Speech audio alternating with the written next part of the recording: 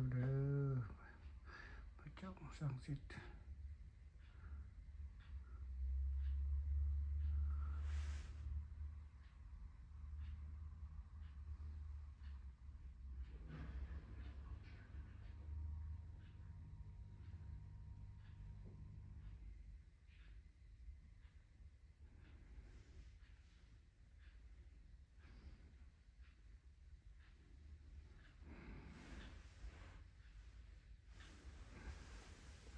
ซึ่งพระ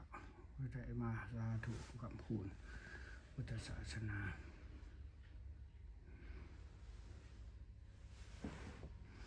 มีแต่องค์เก่าแก่องค์ศักดิ์สิทธิ์อะไรในสถานที่นี้ใครพญานาค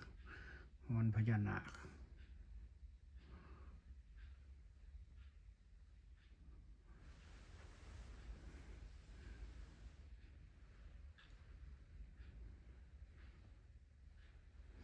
อยู่ถึงกุฏิใหญ่ไปหอนผ้าเนี่ย